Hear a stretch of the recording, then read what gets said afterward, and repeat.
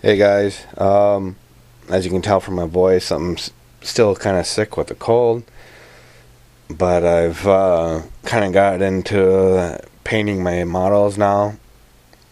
At least trying to. Maybe it just be that I'm sick that's been kind of progressing me to do it, even though I really don't have the energy for it. Excuse me. So what we got here is a 20-man squad that I'm repainting over, basically just kind of touching up, and I'm going to rebase them to be all white. I tend to run a 120-man squad now. The last couple games you've seen, I've had it in there, and just not to have confusion that there's two different units, I'm going to have them all based white, except for the upgrades like Dark Lances, Splinter Cannons, and Squad Leader upgrade.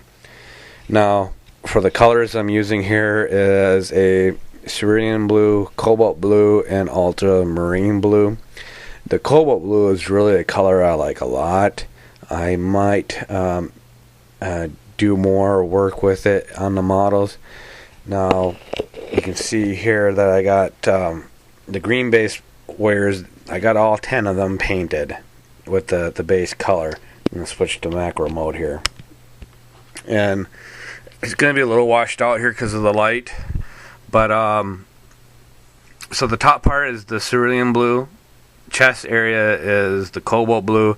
And the lower leg area is the ultramarine blue.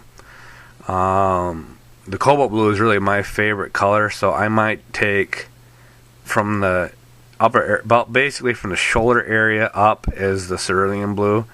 So from the bottom of the shoulder area probably to the knees, I might do the cobalt blue and then have the ultramarine blue down at the bottom. So that's the color scheme. Basically, it's going to be 3, 4, 5 colors for the warrior. It's going to be the flat silver. It's a custom silver that I'm working on. I haven't really got the recipe made out for it yet, but it has a metallic shine to it, but it still has a flat look. It's actually pretty cool in person to see it. And then the chamber there has got the dark matter. This one, I don't have the eyes painted yet. I'll show you the other one. The other one here has, you can kind of see here, silver eyes.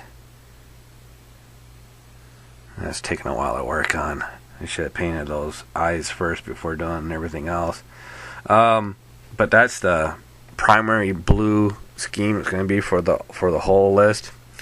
Now what you can see here is usually my run of HQs that I have for my Archfiend list, and the Archfiends has the vial and then 3 hemiculoids, and basically the hemiculoid models that I use are Eldar Rangers, and I just sawed off the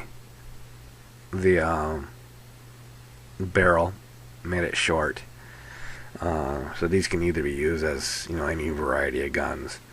I have some other Rangers here that I'm gonna paint with a purple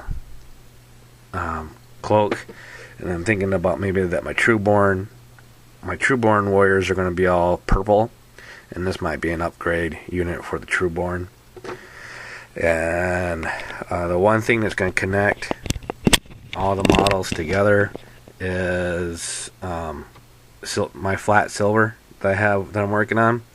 Every model has it. Either it's part of the gun, or it's going to be a trim or a highlight, mostly of all the weapons.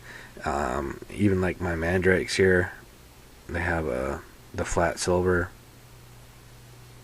for their cloak. My vehicles have the flat silver on it. Everything that I have will have that linking thing, but then I'm going to try to variety the color for the rest of the models. Just so they are different from each other, but they're still linked together as far as for my Archfiends. That's pretty much it for what's on the table. The mandrakes, I've been working on a video for that for some time, and we'll cover that in a different video. And I'm going to go over the story of the Archfiends with you once I have the models finished. I wanted to show off here that I do have purple on the face. This guy, I gotta get my fine brush out. He's a little hard to get in there. But I put purple on there, and that purple is from both Warboss Tay and Mr. Paint Clinic. Both of them showed a tutorial where they were using like a palish flesh color, and they started off with a purple base, and then they went over it with some gray layers. So that's what I tend to copy here for the flesh tone for the Dark Eldars. I'll even do that on my warriors that have faces too. One thing I should point out is that once I have my cloaks at the color that I want, I will be going over it with a matte finish, because I don't want a shiny red. I really do want a flat cloth like appeal. But the armor here, I do want it to be really shiny, so that gives it more contrast. The leather though for the vial is probably going to be shiny, and I'm going to try to do some highlight tones. If you've watched General Splatton's video when he was doing, I think it was a chaplain space marine with a jetpack, he was doing some tonage with it, and he has like special paints that have the variety of like black to a black gray to a gray and stuff like that, and I'll just pre-mix my own paints to mimic that. But I definitely would take a look at General Splatton's site and see if you can find that video. Excuse me. It was really cool to see the purposed light. But I'm rambling on now. 7 minutes into the video, well, 7 past, and I'm gonna call it here and upload this vid for you folks. Take it easy. Forgot to mention, when you make your custom paints, make sure to make a lot of it. My red, I got that down pat. The silver, I'm still working on that.